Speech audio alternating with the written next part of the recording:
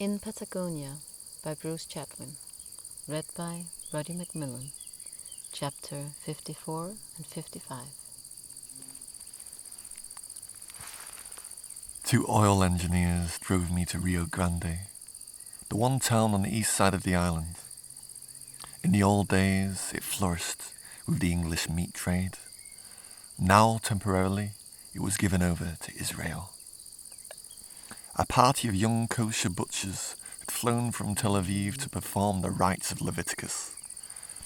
Their skill with the knife made them friends among the workers, but their behavior scandalized the management on 2 counts. Their patriarchal methods of slaughter clogged the production line.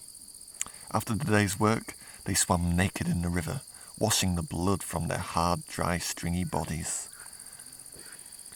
In driving rain, I walked along the shore to the college of the Salesian Fathers. It began life as a mission or prison for the Indians, and since their disappearance, they ran it as an agricultural school.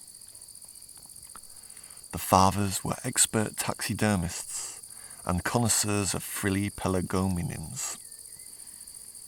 A priest in steel-rimmed spectacles was in charge of the museum and asked me to sit while he knifed out the eye of a young guanaco. His bloodied hands contrasted vividly with his bloodless upper arm. He'd been liqueuring an outside spider crab, and the smell of acetate filled the room. Ranged round the walls was an aviary of stuffed birds. Their red-painted throats screeched at their preserver with terrible silence. A young priest from Verona came with the key.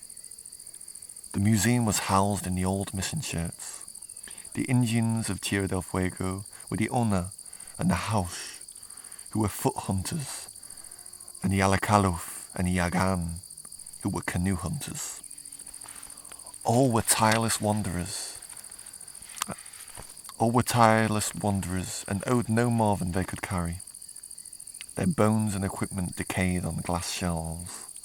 Bows, quivers, harpoons, baskets, guanaco capes, set alongside the material advances brought by a god who taught them to disbelieve the spirits of moss and stones and set them to petit pois, crochet and copybook exercises, examples of which were on display. The priest was a placid young man with droopy eyelids. He passed his time watching how low a barometer could sink and digging owner campsites for artifacts. He took me to some green swellings along the shore. Lancing one of these with a spade, he uncovered a purple pie of mussels, ashes and bones. "Look," he cried, "the mandible of an Ona dog." The museum housed a stuffed specimen of this ancient wiry, sharp-muzzled breed, now smothered by the genes of Highland sheepdogs. A man I met in Rio Grande passed me on to his cousin, who farmed close to the Chilean border. Outside the town, the estancia Jose Menendez lay on a green hill. Paint peeling, it looked like a cruise ship gone aground. Above the door of the shearing shed were the words, "Jose Menendez" in gold, and above them the well-modelled head of a prize ram. The smell of mutton fat drifted from the peon's kitchen. Beyond the buildings, the dirt road twisted over and round the falls in the pampas. Banks of yarrow grew along the fence. I reached some peon's quarters in the half-light. 2 sheepdogs yelped, but an old Chileno called them off and signalled me in. An iron stove was blazing, and an old woman was pegging her laundry on a wire. The room was bare and scrubbed clean. On the walls were pictures of Hitler and General Rosas, posted up long ago and browned over with smoke resin. The old man sat me in his canvas chair and blearily answered yes and no to questions. The woman went into the kitchen and came back with a plate of stew. She set it on the table with a knife and fork, slowly and deliberately.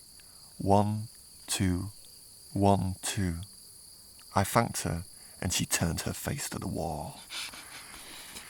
A young gaucho in bombachas came in carrying an embossed leather saddle. He went to his room and set it on a stand at the foot of his bed. His back filled the doorway, and he began polishing. So now there were two noises, the crackling of the fire and the gaucho rubbing his saddle. The old man got up and looked from the window. A horseman was cantering up the turf verge of the road. "Esteban," he called through to the woman. The rider bridled his horse to the fence and strode in. The woman had already set his plate down. He was a tall man, red in the face.